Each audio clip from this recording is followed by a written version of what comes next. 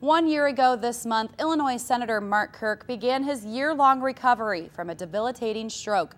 He's just one of the 795,000 Americans suffering from a stroke each year. That's one in every 40 seconds, or 45 during this newscast alone. NCTV 17's Whitney Goodbred looked into the hard recovery facing victims and if there is any hope of prevention.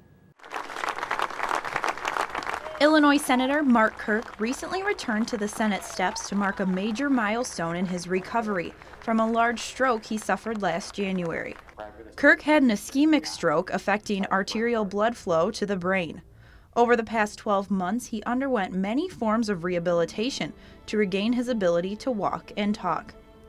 Edward Hospital neurologist Dr. Henry Echeverry knows how tough the road back can be. Similar stroke like Senator Kirk had will require quite a bit of extensive formal rehabilitation. You will need special machines and special treadmills, of course, that would support him while they're trying to move the leg. Although strokes can't be prevented entirely, there are things that can be done to reduce your risk. Things such as smoking, high blood pressure, diabetes, high cholesterol, all of those we can control, we can treat those.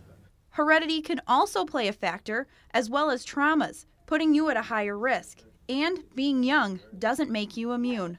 In the young population, the big problem is drug use. Cocaine and all sorts of variety of drugs can predispose them to strokes. In addition to knowing risk factors, patients need to be aware of warning signs.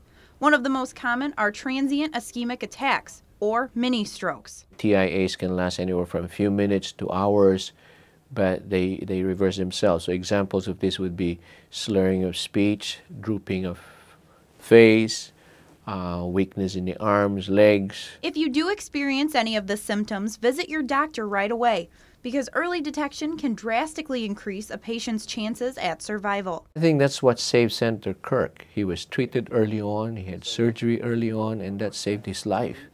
I think that's the message I'd like to impart is come sooner, come early. Reporting from the Edward Neurosciences Institute, Whitney Goodbred, Naperville News 17. Residents can take a free awareness test on the Edward Hospital website to determine their level of risk for a stroke. The test can be found at edward.org.